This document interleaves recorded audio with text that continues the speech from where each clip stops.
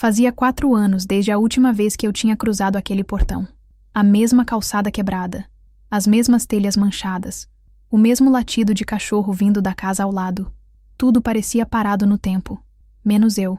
Eu não era mais a garota que saiu dali segurando a mochila do exército e ouvindo atrás de mim um "boa sorte, você vai precisar". Aquela mulher tinha aprendido a marchar, atirar, comandar, sobreviver. Mas quando encostei a mão no trinco do portão de ferro e ouvi o som da minha própria respiração ofegante, percebi que existia um campo de batalha que eu ainda não sabia enfrentar: o passado. Meu pai estava sentado no banco de cimento da varanda, como sempre esteve, copo de alumínio na mão, camisa velha do time do interior, o mesmo olhar atravessado que usava quando eu tirava nota baixa no colégio. Ele me viu, mas não se levantou, nem sorriu. Apenas apontou o queixo para cima, como se eu fosse um cachorro voltando por falta de opção. Eu respirei fundo. Eu tinha vindo por respeito, nada mais. Era aniversário dele. 65. Minha tia tinha me ligado no fim do mês anterior, dizendo que ele estava com a saúde fraca, que não falava de mim, mas ainda usava a caneca da ESA com meu nome. Eu hesitei, mas comprei uma passagem, peguei 2 dias de folga e fui. Então tá viva. Foi a primeira coisa que ele disse. Tô sim, respondi, e me arrependi na hora de usar aquele tom suave. Ele sentiu. Vai querer aplauso? Me segurei. Entrei. A casa era a mesma, mas menor. A geladeira fazia um zumbido estranho. O sofá afundava mais que antes, e o cheiro era uma mistura de café frio e mágoa antiga. Sentei.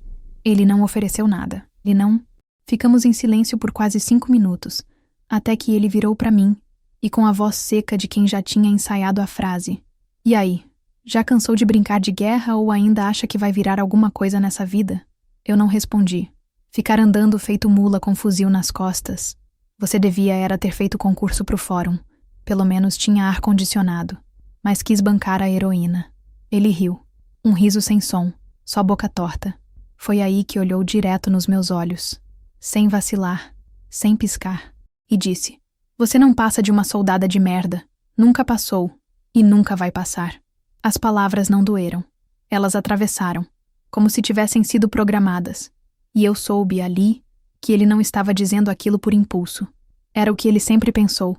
Era o que ele guardava desde o dia em que eu disse que ia pra força. Desde o dia em que me alistei, não por revolta, mas por orgulho. Ele nunca acreditou que uma mulher pudesse usar coturno e ser respeitada por isso. Nunca aceitou o fato de eu ter seguido sem pedir a bênção dele. Nunca engoliu que eu tivesse voltado como segunda sargento, e não como filha. O mais engraçado é que ele achava que aquilo era um ataque. Mas foi um alívio, porque pela primeira vez ele tirava a máscara do pai rígido, do homem de poucas palavras. Ali, naquele momento, ele se revelou pelo que sempre foi.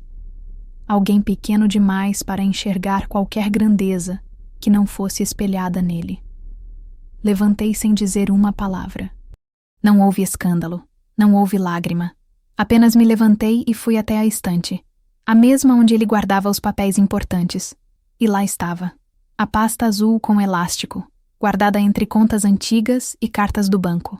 Eu sabia que ainda estaria ali, a escritura da casa, ainda no meu nome, um favor que fizemos anos atrás quando minha mãe morreu e ele precisava da documentação em ordem para pedir a pensão. Eu era a única filha que não precisava de nada dele. Então, ficou em meu nome. Peguei a pasta. Ele nem se mexeu. Vai levar papelada agora também? Disse ele, com aquele sarcasmo que usava quando queria provocar sem sujar as mãos. Não, só vou cuidar do que já é meu. Respondi, pela primeira vez olhando de volta com firmeza. Saí da casa com a pasta embaixo do braço, sentindo o peso de uma decisão que já estava tomada muito antes daquele café amargo e da frase cuspida com desprezo. Eu apenas não sabia disso, ou talvez estivesse esperando o momento certo. E agora ele tinha me dado um presente de aniversário para ele mesmo, o gatilho da própria queda. No caminho até o carro, me lembrei do quanto doeu quando ele não foi à minha formatura na academia, de como ele fingiu que estava doente quando eu voltei da primeira missão, de como ele nunca me ligou nenhuma vez para perguntar se eu estava viva, e de como ele teve a coragem de olhar nos meus olhos e dizer que eu era só uma soldada de merda. E foi nesse exato segundo, ainda com o motor desligado, que eu decidi. Ele ia aprender que até mesmo uma soldada de merda sabe como montar uma operação em silêncio. E que às vezes, a melhor estratégia é deixar o inimigo dormir tranquilo até o dia em que acorda e descobre que o território já não é mais dele. O cheiro de papel velho nunca me pareceu tão acolhedor. Era como se cada dobra daquelas folhas carregasse um vestígio de quem eu fui, de quem me tornei e de quem eu estava prestes a me despedir. A escritura, dobrada com cuidado e presa por um elástico desbotado, tinha minha assinatura em tinta azul, a mesma assinatura que usei na minha matrícula na escola de sargentos. Eu me lembrava bem da época em que coloquei meu nome ali. Não por orgulho, não por interesse. Foi por ele, pela segurança dele, pela burocracia que ele não conseguia lidar sozinho depois da morte da minha mãe. Ele estava perdido, e eu, como sempre, me voluntariei a resolver o que ninguém queria. E ele, como sempre, deixou que eu fizesse, não por confiança, mas por conveniência. Ao sair da casa, a pasta debaixo do braço e as palavras dele ainda ecoando em silêncio dentro de mim, fui direto para o carro. Não chorei, nem tremi. Não havia espaço para isso. Tudo dentro de mim estava calibrado, como numa marcha em posição de sentido. Quando entrei no carro, deixei a pasta no banco do passageiro e liguei o motor. Não olhei para trás, porque já sabia, nada mais naquele endereço me pertencia, exceto o que ele mesmo havia deixado esquecido por arrogância. A cidade ainda era a mesma, com as mesmas farmácias velhas e os mesmos nomes nas placas dos comércios. Era como se eu estivesse atravessando uma fotografia amarelada. Mas eu estava ali em outra missão agora. Não como filha, não como visita. Eu estava ali como titular, como proprietária. E pela primeira vez, eu ia assumir esse título de fato. Não como uma assinatura no rodapé de um documento, mas como mulher que aprendeu que dignidade também se escreve com papel timbrado e reconhecimento legal. Estacionei o carro perto do cartório. Entrei com passos firmes, sem pressa, mas com decisão. A recepcionista me olhou com a mesma curiosidade que todos costumam ter quando uma mulher fardada entra num ambiente de terno e salto. Eu não estava de uniforme, mas a postura entrega, sempre entrega. Entreguei os documentos, disse o número da matrícula do imóvel e o nome completo dele. Quando essa atendente puxou o histórico no sistema, franziu a testa. Está no nome da senhora mesmo, há mais de 7 anos. Comentou como quem verifica uma surpresa. Sim, e quero vender. Hoje, se possível. Respondi, com a mesma serenidade com que se comunica um código via rádio. Curta, clara, irrefutável. O processo foi mais rápido do que eu esperava. Os dados estavam em ordem. A autorização de venda era minha. E o comprador, um investidor local, já havia deixado sinal de interesse no cartório. Eu só precisei assinar. Nenhuma notificação precisava ser enviada a ele, porque legalmente ele era apenas um ocupante informal. O imóvel era meu, comprovadamente. E o mais irônico de tudo era que ele sempre soube disso. Apenas não achava que eu fosse lembrar. Ou pior, que eu fosse capaz de usá-lo contra ele. Enquanto as vias eram impressas e carimbadas, repassei mentalmente os anos em que ele me ignorou, mesmo sabendo que a casa não era dele. Ele nunca me pediu para passar para o nome dele. Nunca regularizou nada. Talvez por preguiça. Talvez por orgulho. Talvez por desprezo. Ou talvez porque lá no fundo, ele acreditava que eu nunca seria capaz de reivindicar nada, porque no fundo, ele sempre me viu como uma figurante da própria história dele, nunca como protagonista da minha.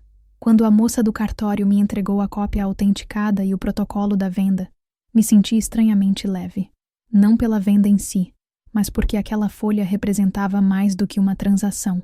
Representava o fim de um ciclo, um fechamento que veio sem briga, sem cena, sem grito. Apenas com o silêncio das coisas que voltam pro lugar. No estacionamento, sentei no carro e abri a gaveta do painel. Lá, onde eu guardava os lenços e o carregador, tirei um envelope pardo onde estavam guardadas cópias antigas de ofícios, procurações e contratos esquecidos. Um deles me chamou a atenção. a autorização que ele me deu anos atrás para representá-lo em trâmites junto ao INSS. Um papel que ele nunca revogou. Um detalhe técnico que, na época, foi tratado com desdém, mas que agora começava a ter peso jurídico. E quando reli aquela folha, entendi que a operação estava só começando. Não era sobre vingança, não era sobre punição, era sobre simetria. Ele passou a vida inteira me ignorando, desvalorizando, ridicularizando minha escolha. Me fez acreditar que nunca teria o respeito dele. E agora, ele teria que lidar com o fato de que aquela soldada de merda, como ele chamou, ainda era quem tinha o comando. Voltei para o hotel no centro. Era simples, mais limpo. Me olhei no espelho antes de tirar a roupa e percebi o rosto mais calmo do que imaginava. Nenhum traço de culpa. Nenhuma dúvida. Tomei banho, me troquei e sentei com o notebook no colo. Comecei a organizar tudo. Um arquivo com cópias da escritura, outro com a autorização de representação no processo previdenciário, um terceiro com os dados do imóvel e a movimentação financeira dele. Fiz backup. Enviei para meu próprio e-mail. Não porque eu achava que precisaria, mas porque mulher militar aprende cedo a registrar tudo. Porque na guerra, a maior arma não é a bala, é a prova. Aquela noite dormi como não dormia havia meses. Acordei sem alarme. Preparei meu próprio café no copo térmico e encostei na janela do hotel vendo a cidade acordar devagar. Lá fora, ele ainda vivia achando que tinha algum controle sobre alguma coisa. Talvez estivesse tomando café no mesmo copo de alumínio, lendo o jornal velho, ouvindo as notícias como se elas fossem sobre o mundo lá fora, sem saber que a próxima notícia que ele receberia era que a casa onde vivia não era mais dele, e que a filha que ele achava que tinha enterrado sob o peso da própria arrogância tinha acabado de se levantar com documentos em mãos. O próximo passo seria mais delicado, mas não mais difícil, e eu já sabia o que fazer, porque uma coisa ele nunca entendeu. Farda não é só roupa, é pele, e quem aprende a viver com farda sabe fazer silêncio até a hora certa de atacar. Na manhã seguinte, o céu amanheceu nublado, mas minha decisão estava clara como nunca. Eu tinha dormido pouco, mas dormido bem, e isso, para alguém em posição de combate emocional, já era uma vitória. Arrumei meu cabelo como se fosse para uma cerimônia. Coloquei a blusa preta que usava nas reuniões oficiais, calça jeans escura, tênis confortável, nada demais, mas tudo no lugar. O tipo de roupa que não chama a atenção, mas avisa que você está ali com propósito. Nenhuma maquiagem, apenas a mesma expressão de quem já ouviu o grito de superior no campo de instrução e seguiu marchando. Atravessei a rua com passos retos. O cartório abria às 8. Cheguei às 7h50. Não havia fila. Só o segurança me olhando com desconfiança disfarçada, como se adivinhasse que ninguém chega tão cedo em cartório à toa. Entrei e sentei. Abri a pasta com as cópias da escritura já preparadas. Estava tudo ali: matrícula, histórico do imóvel, autorização de venda, meu RG militar e um sorriso que não era visível, mas estava na palma da minha mão, porque ali dentro havia algo mais forte do que qualquer título, um histórico inteiro de silêncio acumulado. E agora ele tinha destino. Às 8h05 fui chamada. A atendente era uma mulher de uns 40, experiente, com olhar profissional. Pedi para falar diretamente com o responsável por lavrar escrituras. Minutos depois, fui conduzida a uma sala interna. Um homem alto, educado, com ar de quem já tinha visto de tudo na vida, me cumprimentou com formalidade. Expliquei meu desejo. Queria vender o imóvel imediatamente. Ele fez algumas perguntas técnicas, analisou os documentos e, após revisar os dados no sistema, fez uma pausa. Está tudo regular. A senhora é proprietária integral. A matrícula está limpa, sem dívidas, sem hipotecas. Deseja vender mesmo? Eu assenti. Não precisava justificar. Ele prosseguiu. Posso indicar uma empresa que tem interesse nesse imóvel. Eles já deixaram procuração conosco. Caso queira vender hoje mesmo, o processo é simples. Basta assinar aqui e me estendeu uma caneta metálica. Peguei a caneta. Ela era pesada. Senti a gravidade simbólica do momento. Não era só um papel. Era a mudança definitiva de direção. Era o fim de uma era que nunca me coube. Era a quebra silenciosa de uma corrente que me amarrava ao passado. A sala estava em silêncio absoluto, exceto pelo som da caneta tocando o papel. Primeiro meu nome completo, depois o CPF. Por fim, a assinatura. Curva firme, sem tremor. Pronto, está feito, ele disse com a voz neutra. Eu respirei fundo. Pode transferir, disse. Em nome de quem? Ele perguntou. Houve uma pequena pausa, e então completei. Não importa, só não pode mais estar no meu. Ele me encarou por um instante, como se tivesse entendido mais do que as palavras revelavam. Não disse nada, apenas carimbou, rubricou, digitalizou e me entregou uma via com o reconhecimento oficial da venda. A partir dali, juridicamente, a casa já não me pertencia, mas moralmente, ela nunca foi dele. E agora, ele não teria nem mais onde sentar para pensar no que perdeu. Antes de sair da sala, perguntei: e se o antigo ocupante se recusar a sair? Se não há contrato de locação e o imóvel foi vendido formalmente, é caso de reintegração.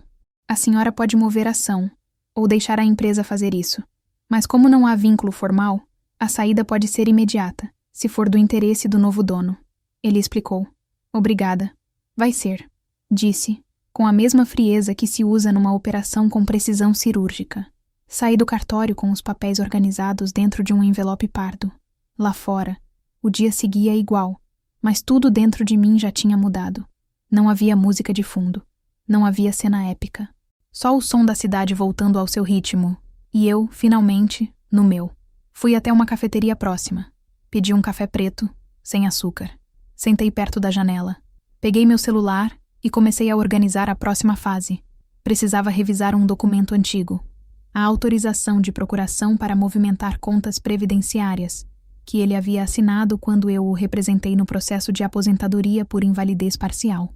Na época, ele precisava de alguém de confiança para acompanhar os trâmites junto ao INSS. E como sempre fui a única filha responsável, fiz tudo por ele. Assinei protocolos, entreguei laudos, fiz o acompanhamento na perícia. Ele, claro, não agradeceu. Nunca agradecia. Mas confiou. Porque sabia que eu era metódica. Sabia que, quando eu assumia algo, era para fazer até o fim. O problema é que ele achava que eu só servia para isso, para cumprir tarefa. Nunca percebeu que também aprendi a pensar. E mais do que isso, a calcular.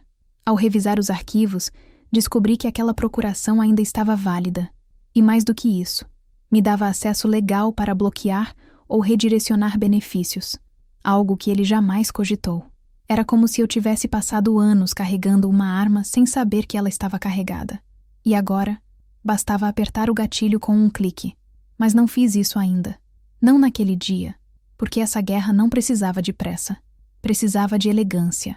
E o tempo, como eu aprendi nas marchas noturnas de resistência, é um dos maiores aliados de quem sabe esperar. Enquanto o café esfriava na mesa, abri o bloco de notas do celular e digitei 3 palavras. Operação em curso. Depois, salvei como rascunho, porque a assinatura tinha sido só o começo.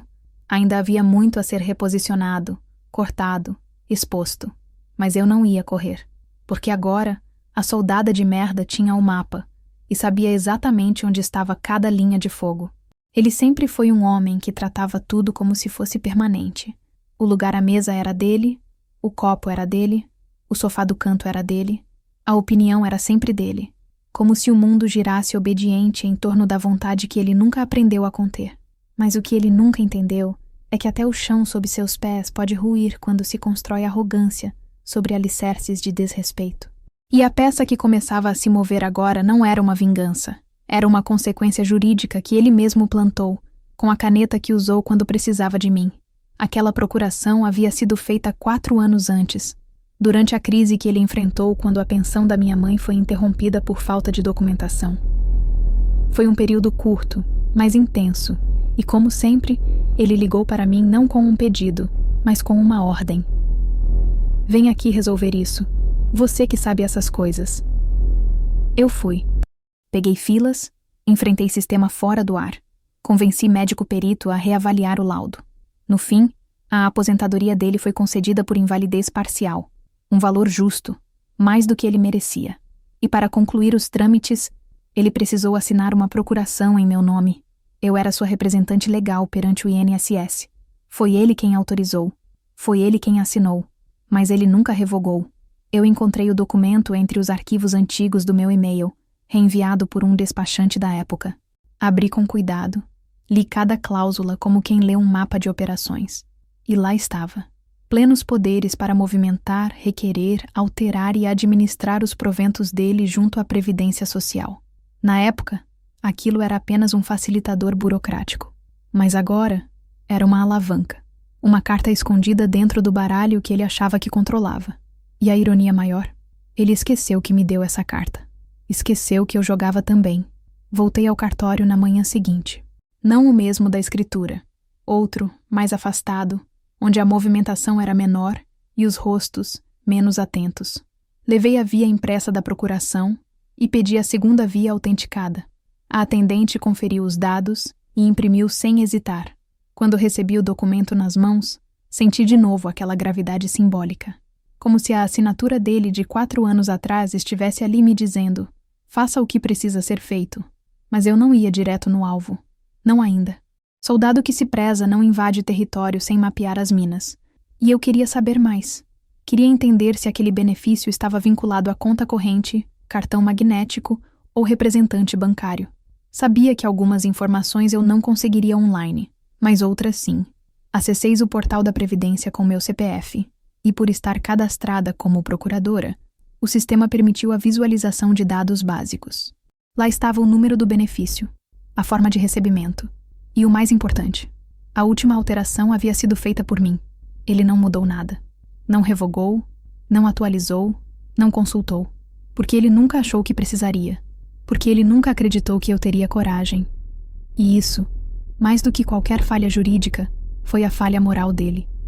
A certeza de que eu era passiva, de que eu era incapaz de me rebelar, de que por mais fardada que fosse, eu ainda abaixaria a cabeça para o dono da casa. Mas ele esqueceu o principal. Eu nunca abaixei a cabeça. Eu apenas a mantive ereta demais para olhar para baixo. Na tarde daquele mesmo dia, fui até a agência bancária onde o benefício dele era pago. Simulei o atendimento como se fosse uma atualização cadastral. Mostrei a procuração autenticada, o documento com foto e pedi informações sobre limites de movimentação. O atendente, após checar no sistema, confirmou que eu ainda constava como representante válida. Com isso, eu poderia bloquear o cartão, suspender pagamentos automáticos, agendar revisão de benefício, tudo dentro da legalidade. Eu agradeci, guardei as informações e fui embora. Não executei nada naquele momento. Não bloqueei, não cancelei, não transferi. Apenas observei, porque uma boa estratégia não é feita de pressa, é feita de sincronia, e eu queria que tudo fosse ativado na ordem correta, como num plano bem redigido. Primeiro a casa, já feita, depois o chão, em curso. Por fim, a estabilidade financeira. Porque quando o mundo desmorona, o impacto é maior quando se perde tudo de uma vez. Voltei para o hotel com o plano todo delineado, cada passo, cada nome, cada senha. Revisei o que ainda era necessário. Agendar uma reunião com o gerente da Previdência, solicitar bloqueio temporário por divergência de dados e, em seguida, aguardar a notificação chegar até ele. O que ele veria?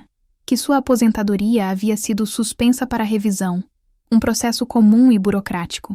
Mas no rodapé da carta haveria meu nome, como representante legal, como contato direto. Ele não saberia como responder, porque para isso teria que encarar quem ele chamou de soldada de merda. Teria que encarar a mulher que ele treinou para obedecer, mas que aprendeu a mandar. Parei na sacada do hotel no fim daquela tarde. O céu começava a abrir. Um feixe de luz atravessava os prédios e tocava o vidro como se dissesse que o mundo lá fora não fazia ideia do que estava acontecendo aqui dentro. Respirei fundo. Pela primeira vez, não me senti em desvantagem. Não me senti vítima. Me senti no comando. A procuração estava guardada em uma pasta vermelha agora. Eu a renomeei. Arquivo Alfa. Tudo ali dentro estava validado, cronologicamente ordenado, com etiquetas por cor e prioridade. Eu sempre fui boa em organização. Fui eu quem organizou as finanças da família após a morte da minha mãe. Fui eu quem cuidou das contas quando ele ficou com a coluna travada. Fui eu quem assinou, silenciosamente, tudo o que mantinha a vida dele funcionando, enquanto ele me ignorava, desdenhava, zombava. Mas agora, cada uma dessas assinaturas voltava como granada sem pino, e todas estavam em contagem regressiva. A soldada de merda não gritava, não apontava, não batia na mesa. Ela organizava. E isso, eu aprendi, é o que realmente assusta homens como ele. A mulher que sabe onde está o poder, e não tem pressa em usá-lo. Ele saiu de casa como sempre fazia, empurrando o portão com o pé, bocejando alto, batendo a mão na calça para limpar a poeira imaginária e cuspindo no chão, como se o mundo precisasse da sua marca. Ia à padaria todas as manhãs, com o jornal debaixo do braço e o mesmo andar de quem acha que ainda é dono de tudo o que enxerga. Um pequeno trajeto, de 4 quarteirões, feito sem pressa, sem medo, sem nunca olhar para os lados, porque para ele, o bairro era o quintal e a calçada era trono. Mas naquele dia, ao voltar com o pão amanhecido e o café pronto na garrafa térmica, algo o esperava no portão. 2 homens uniformizados, uma escada encostada na lateral da casa e uma maleta de ferramentas aberta no chão de cimento rachado. O portão já estava entreaberto. Um deles segurava um cadeado novo, o outro, um maçarico portátil. "O que está acontecendo aqui?" ele perguntou, com aquele tom que usava quando achava que bastava sua voz para resolver qualquer coisa. O homem de camisa azul claro, com crachá pendurado no peito, respondeu sem rodeios. "Boa tarde, senhor. A propriedade foi transferida. Estamos aqui a pedido do novo comprador. Ele solicitou troca imediata da fechadura por segurança." "Nova propriedade? Que conversa é essa? Isso aqui é minha casa," ele disse, erguendo a voz, como se volume valesse mais que documento. O outro homem se aproximou, mantendo a postura profissional. "Senhor, temos aqui a cópia autenticada da escritura de venda registrada ontem, com matrícula atualizada no nome da empresa responsável. O imóvel agora pertence a eles. Não temos autorização para deixá-lo entrar." E apontou para a pasta com o selo do cartório. Ele ficou em silêncio por um instante. Tentou se aproximar. Olhou para dentro da garagem como se procurasse alguma familiaridade, algo que confirmasse que ainda era seu. Mas tudo parecia diferente. Até o som parecia mais limpo, como se a casa já começasse a se despir da presença dele. "Isso aqui tá errado. Eu conheço quem é dono dessa casa. Sou eu," gritou já com o tom mais agudo, quase infantil, como quem sente o chão inclinar e ainda tenta manter os pés firmes. Mas não havia erro. O documento estava ali. E ali constava, em letras maiúsculas e firma reconhecida: propriedade transferida por livre e espontânea vontade, registrada sob matrícula XXXXXX, no nome do comprador. Ele não entendeu, ou entendeu, mas não queria aceitar. Largou o pão no chão, colocou as mãos na cintura e olhou para a rua vazia como se esperasse que alguém aparecesse para confirmar que aquilo era um pesadelo. Mas a rua seguiu em silêncio. Nenhuma testemunha, nenhum aliado. Nem a vizinha que sempre o defendia quando ele implicava com as crianças. Ninguém. Tentou ligar para alguém. O celular tremia na mão. Ligou para meu irmão. Caixa postal. Depois para uma tia. Nada. Por fim, discou meu número. Não atendi. Ele tentou de novo. E de novo. Na terceira tentativa, deixei o telefone tocar até parar, apenas observando o nome dele brilhar na tela e sumir, como se evaporasse. Do outro lado da cidade, eu já sabia exatamente o que estava acontecendo. Tinha recebido uma notificação automática por e-mail. O processo de reintegração de posse solicitado pela empresa havia sido executado com sucesso. A troca de fechadura era a última etapa. E agora, oficialmente, ele era um ex-morador, um ex-proprietário, um homem que sempre se achou invencível, agora parado do lado de fora, com o pão amassado no chão e o rosto que pela primeira vez não sabia o que fazer. Mas mais do que o susto, o que realmente pesava naquele momento era o vazio, porque até ali ele sempre acreditou que tudo o que eu fazia era temporário, que toda coragem era pose, que toda decisão era teatro.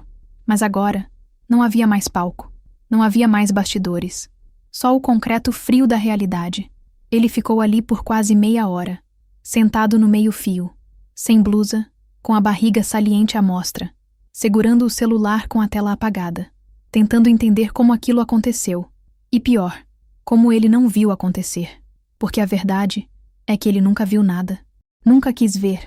Passou a vida inteira ignorando minhas escolhas, diminuindo meus méritos, zombando do meu caminho.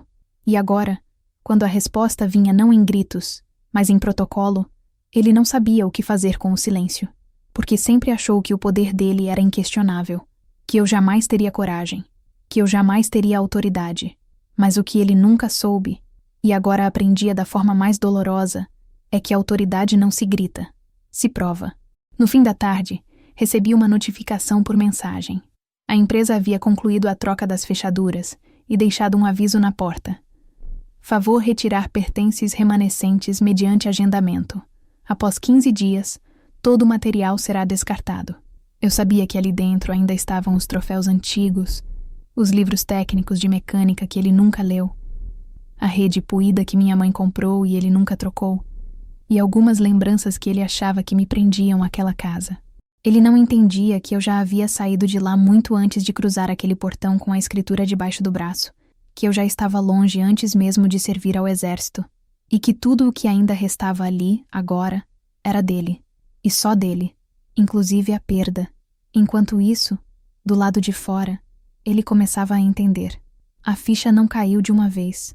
Ela desceu devagar, como uma bala engatilhada que só dispara quando o inimigo vira as costas.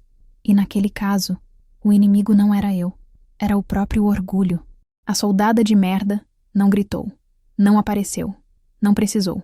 Apenas cumpriu o protocolo, com pontualidade, precisão e assinatura. O som da campainha do banco tocou como qualquer outro dia. Ele chegou à agência como fazia sempre, aos trancos, mascando raiva, com a identidade vencida no bolso e o tom de quem espera que o mundo o atenda com reverência. Mas havia algo diferente naquela manhã. A porta giratória travou por 2 segundos a mais. A gerente não estava na mesa habitual. E o atendente que o conhecia há anos, o que sempre puxava papo sobre futebol, não estava sorrindo. Algo pairava no ar, e ele sentiu, como um animal que fareja perigo sem saber de onde vem. Entregou o cartão magnético com a naturalidade de sempre e disse: "Quero sacar tudo. Ponha em espécie." O atendente digitou os dados no sistema, franziu as sobrancelhas, olhou para a tela e depois para ele. "O senhor aguarda um momento? Preciso chamar a gerente." Ele bufou. Achou exagero, mas esperou. A gerente veio, nova, polida, eficiente. Cumprimentou com educação e pediu para conversar numa sala reservada. Ele seguiu, desconfiado. A porta fechada. Ar-condicionado forte. A pulseira de prata dela batendo levemente na mesa ao manusear os papéis. "Seu Antônio, a gente recebeu hoje cedo um comunicado da Previdência solicitando a suspensão temporária da movimentação do benefício do senhor. Parece que há divergências nos dados de representante legal. E como ainda consta o nome da sua filha como procuradora, e houve movimentações recentes, o sistema gerou um alerta automático. Tivemos que interromper o repasse até que a situação seja regularizada." Ele demorou para entender. Depois entendeu rápido demais. "Como assim divergência? Ela não pode mais mexer nisso. Ela não é mais minha representante." "O senhor chegou a revogar formalmente a procuração dela?" A gerente perguntou com a voz firme, mas neutra. Silêncio. "O senhor assinou um termo de revogação no cartório?" Mais silêncio. Ele começou a suar. Primeiro na nuca, depois nas mãos. Abriu a boca, mas nenhuma resposta saiu, porque a verdade é que ele não só não tinha revogado, como nunca pensou que precisaria. Era como se o tempo tivesse parado no momento em que ele assinou aquele papel e confiou que nunca seria usado contra ele, porque afinal, na cabeça dele, eu era obediente demais, emocional demais, filha demais para me virar contra ele. O que ele não entendeu, e agora começava a compreender com a frieza do sistema bloqueado, é que não foi vingança, foi procedimento. A conta não foi congelada por ódio, foi por direito. A aposentadoria era dele, mas o acesso legal era meu, e enquanto ele ignorava as atualizações, enquanto fingia que a burocracia era um mundo invisível, eu estava ali, em silêncio, mapeando, me preparando, esperando o momento certo. "Preciso do dinheiro", ele disse, quase implorando. "Preciso pagar coisa em casa. O senhor pode abrir uma contestação junto à Previdência. Mas, pela regra atual, o pagamento está suspenso até que o representante legal seja validado ou substituído." A gerente explicou, com paciência treinada.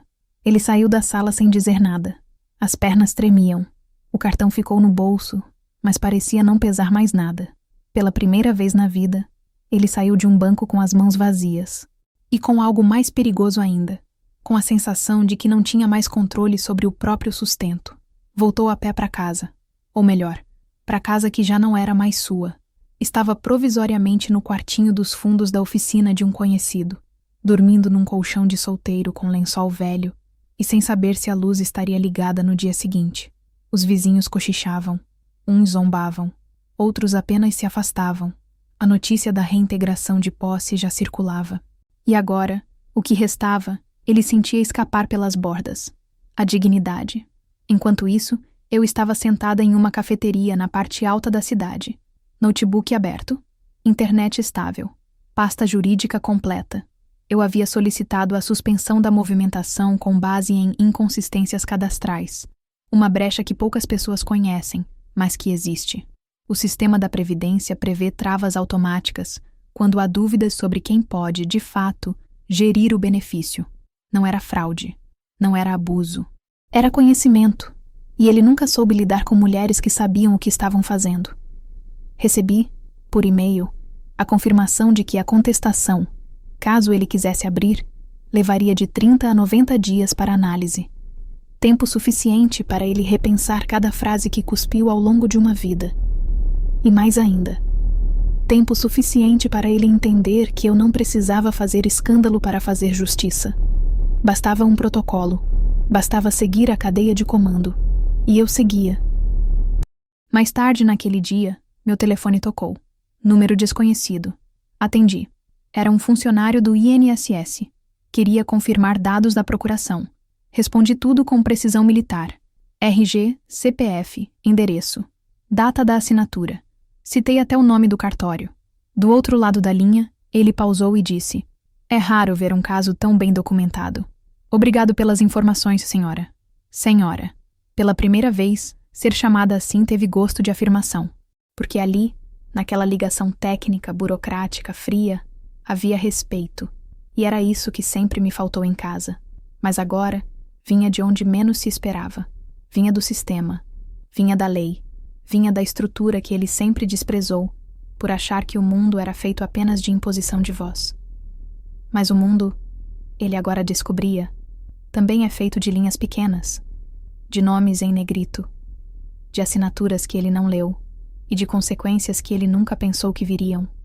Naquela noite dormi sem euforia, sem festa, apenas com tranquilidade. A missão estava sendo cumprida, não com grito, não com vingança barata, mas com o tipo de precisão que só uma mulher militar aprende a dominar, a do silêncio que precede o colapso do adversário. Ele achava que eu tinha abandonado o campo de batalha, mas eu só estava fora do alcance da visão dele. E agora, a batalha vinha de onde ele menos esperava, de dentro dos próprios papéis que ele assinou, sem nunca ler, porque achava que filha boa era filha muda, mas a soldada de merda sabia exatamente o que estava fazendo. A ligação veio num fim de tarde abafado, quando o céu já ameaçava chuva, mas ainda relutava em deixar cair qualquer coisa. O nome na tela do celular apareceu como um lembrete antigo. Henrique, meu irmão, 3 anos mais velho. O filho que foi embora cedo demais, que fugiu da responsabilidade com a mesma pressa com que pegava carona para os shows de rock no fim dos anos 90. Nos últimos anos, nos falamos pouco. As mensagens vinham só em datas protocolares, e mesmo assim, secas, como se cada palavra tivesse que atravessar um campo minado de ressentimento antes de sair. Atendi. Precisamos conversar. Foi tudo o que ele disse. O tom não era de pedido, era de cobrança, como se alguém o tivesse cutucado, como se ele tivesse sido convocado por algum conselho invisível da moralidade familiar. Restaurante do Zé, 7 horas. Ele completou, sem me perguntar se eu podia, se eu queria, se eu estava em outra cidade ou no meio de um turno de trabalho. Não perguntou nada. Marcou, porque era isso que ele fazia. Surgia no meio da tempestade que evitou, e queria limpar os cacos com palavras ditas entre uma garfada e outra.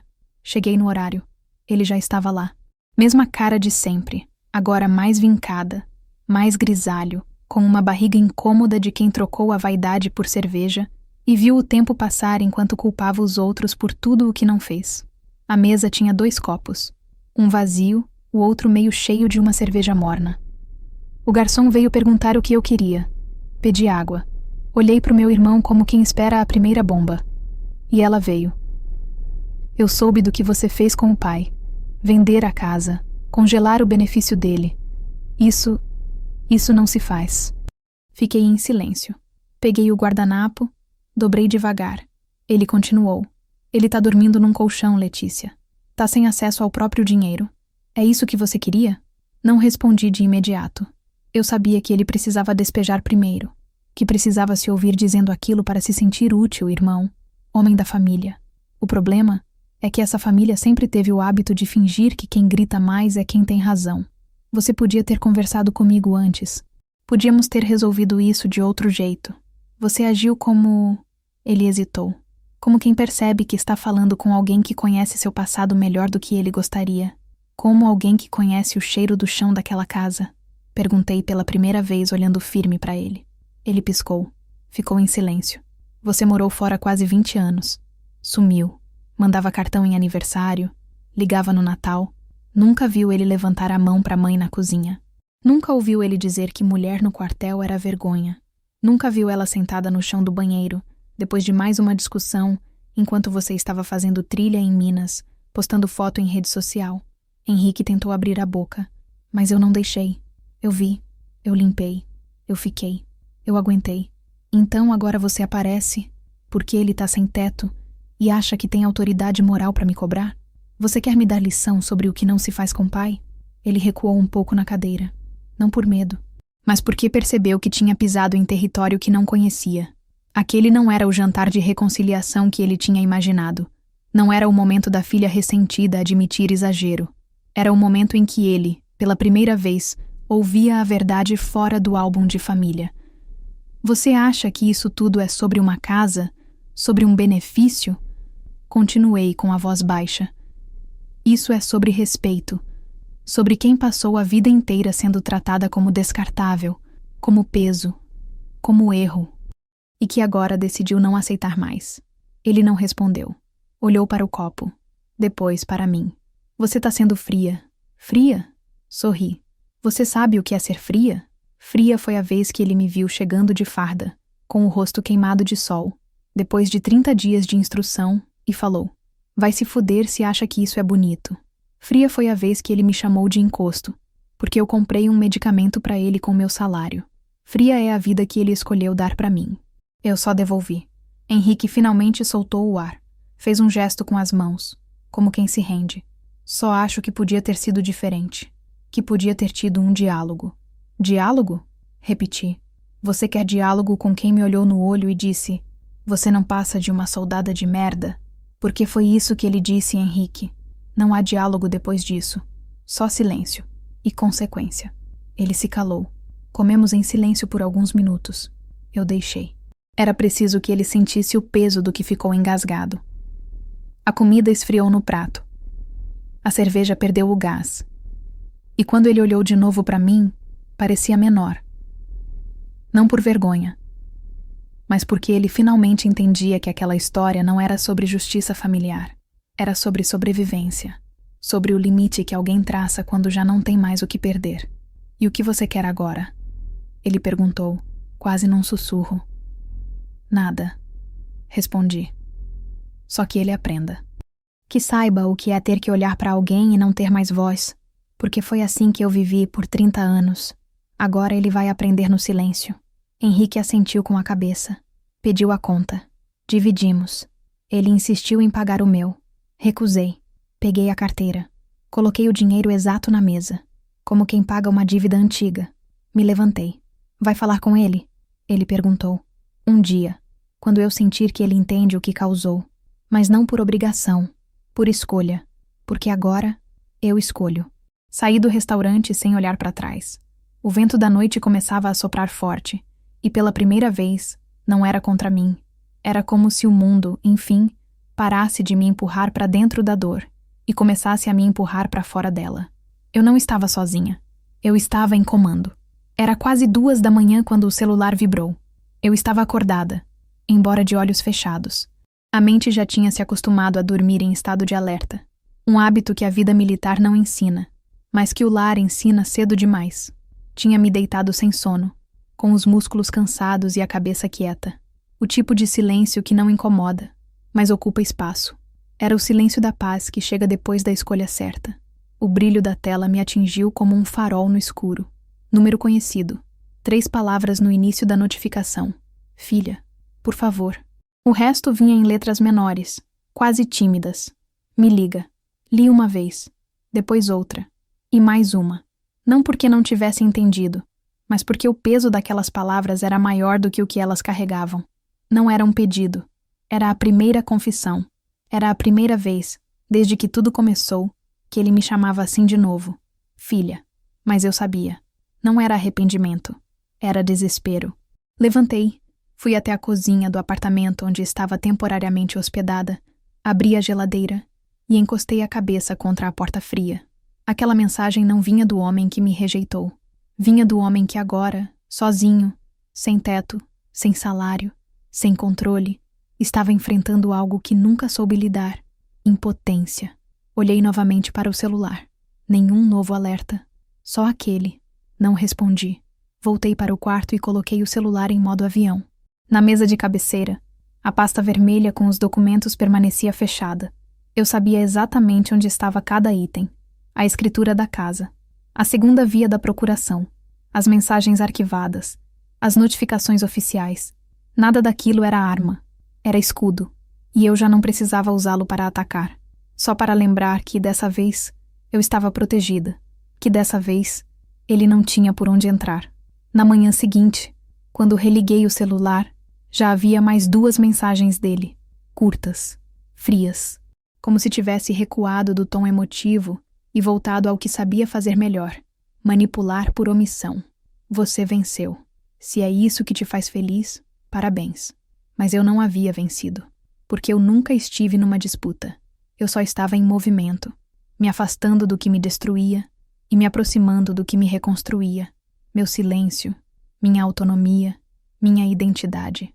Ele chamava isso de vitória, porque achava que o jogo era dele. Mas esse não era o jogo dele. Nunca foi. Esse era o processo de alguém que passou a vida esperando ser vista, e finalmente havia parado de pedir permissão. No fim da tarde, recebi uma ligação do mesmo número da agência do INSS. Era um atendente diferente, voz jovem, formal, nervosa até. Senhora Letícia, o Sr. Antônio entrou com um pedido urgente de revogação da procuração, mas houve um erro de procedimento. Ele não levou a documentação correta. Disse que não tinha acesso. Solicitou ajuda para entrar em contato com a senhora. Disse que é filha dele. Suspirei. Estou ciente do processo, mas não pretendo responder por enquanto. Entendo, senhora. O sistema vai manter a suspensão até a análise completa. Só estamos registrando os contatos, por protocolo. Agradeci e desliguei. O telefone voltou a vibrar no mesmo minuto. Outro número. Outra tentativa. E então outra. Ele estava ligando de vários chips. Vários aparelhos. Era como se ele tivesse finalmente entendido que não bastava mais me chamar. Que agora, eu, é quem decidia se queria ser chamada. E eu não queria. Pelo menos, não ainda. Porque naquele momento, tudo o que ele tinha a me oferecer eram palavras. E palavras, sozinhas, não constroem pontes. Só barulho. O velho jogo começava a se repetir. Primeiro, o pedido. Depois, a culpa. Por fim, o ataque passivo. Era um ciclo que eu conhecia bem. Que eu via acontecer com minha mãe, com as tias, com qualquer mulher que tivesse ousado dizer não. Mas dessa vez, eu tinha feito mais do que dizer não. Eu tinha tirado o campo de jogo. Eu tinha removido o tabuleiro inteiro. Naquela noite, sentei com um caderno de anotações sobre a mesa da sala. Rabisquei algumas palavras que não pretendia usar, mas que precisava escrever. Ele não quer mudar, só quer que eu pare de agir. Li em voz baixa, 3 vezes. Depois risquei, porque não precisava mais escrever sobre ele. A história estava escrita. O que ele faria a partir dali já não era problema meu. Desliguei o celular por completo. Tomei um banho demorado. Vesti uma roupa confortável e caminhei até a praça mais próxima. O céu estava limpo. A lua, redonda. Pessoas conversavam, corriam, riam, passavam com sacolas e crianças. E ali, em meio a desconhecidos, me senti pela primeira vez em semanas, invisível, e foi reconfortante. Porque quando você passa a vida toda tentando provar que existe, ser invisível pode ser um alívio. Sentei num banco de madeira, respirei fundo e deixei a noite passar. O telefone não tocou, nenhuma notificação acendeu, e pela primeira vez não senti necessidade de checar. Não precisava saber o que ele diria depois. Eu já sabia, e dessa vez ele ia ter que lidar com o próprio eco. A soldada de merda, como ele me chamou, agora era silêncio. E o silêncio, às vezes, é o grito mais alto que alguém pode ouvir. O cheiro do barro molhado misturado com graxa velha voltou assim que cruzei o portão. O mesmo concreto trincado, as mesmas faixas amarelas e pretas pintadas rente ao chão, a mesma torre de observação com a antena inclinada, como se estivesse cansada de vigiar tanta coisa há tanto tempo. Mas, acima de tudo, o mesmo som abafado dos coturnos batendo no ritmo das instruções de manhã cedo. Um compasso que, mesmo com o tempo, não se esquece. Ele fica no corpo, como o peso da farda num dia de sol de 42 graus, como a memória de quem você precisou ser quando ninguém acreditava em você. Voltar ao quartel depois de tantos anos não era um ato de nostalgia. Era estratégia. Era o encerramento de um ciclo que não podia se dar somente com a queda do homem que me criou. Eu precisava ver com os próprios olhos onde tudo começou a mudar. Onde a menina calada que saía pelas portas dos fundos com a marmita da mãe nas mãos virou a mulher que aprendeu a marchar com a cabeça erguida, mesmo quando o mundo apontava para ela e dizia: "Isso não é lugar para você." A antiga comandante me reconheceu de longe. Os cabelos estavam mais brancos agora, mas o olhar continuava o mesmo. Um olhar que não precisava de palavras para entender o que um silêncio carregava. "Letícia?" ela perguntou, abrindo os braços sem hesitar. Em carne, osso e alumínio", respondi, batendo de leve na medalha de campanha presa no peito. Ela sorriu, um sorriso que reconhecia mais do que apenas a presença. Era o sorriso de quem lembrava, de quem sabia. Caminhamos pelos corredores do alojamento, as camas arrumadas com perfeição, os armários trancados, o mesmo quadro de avisos com a escala da semana. Cada passo ali me devolvia um pedaço do que eu havia deixado para trás, não por falta de vontade, mas por excesso de luta. Era ali, naquele chão duro e sem sombra, que eu tinha aprendido o que era disciplina. Mas foi ali também que entendi o quanto a voz feminina ainda precisava se provar 100 vezes mais para ser ouvida uma única vez. No gabinete da comandante, conversamos por mais de 1 hora. Ela perguntou pouco. Ouviu muito. Contei sobre o que tinha feito, sobre a casa, sobre o benefício, sobre meu irmão que reapareceu tarde, sobre a mensagem de madrugada, sobre o momento exato em que meu pai, enfim, pareceu perceber que eu existia, mas só quando já não tinha mais nada a perder. Ela ouviu tudo sem interromper. Só no fim disse: "Você fez o que tinha que ser feito." Com frieza, sim, mas com precisão. Concordei. Agora ele diz que nunca disse aquilo. Continuei. Que me respeita, que sempre respeitou, que fui eu quem distorceu, que era brincadeira, que eu entendi errado, que ele jamais chamaria a filha dele de soldada de merda. Ela respirou fundo, pegou a xícara de café e disse, olhando para fora da janela: "Eles sempre dizem isso depois que perdem o controle. O problema não é esquecer o que disseram. O problema é esquecer que a gente não esquece." A frase me atravessou, porque era isso. Ele podia dizer agora o que quisesse. Podia reescrever os diálogos. Podia contar para os parentes que foi tudo mal entendido. Mas não podia apagar o que me fez sentir. Não podia tocar na lembrança do olhar que lançou quando disse, firme e sem hesitação: "Você nunca vai ser nada." Na saída, pedi para visitar o campo de treinamento. A comandante autorizou. Andei até o barranco onde fiz minha primeira escalada. Toquei o cabo de aço com a palma da mão. Estava frio, mas estável, tal como eu. Do outro lado, o campo de obstáculos, a cerca de arame, o tanque raso com lama até a canela. Tudo ali, exatamente como eu lembrava. Mas agora, eu não era mais aquela garota com medo de errar.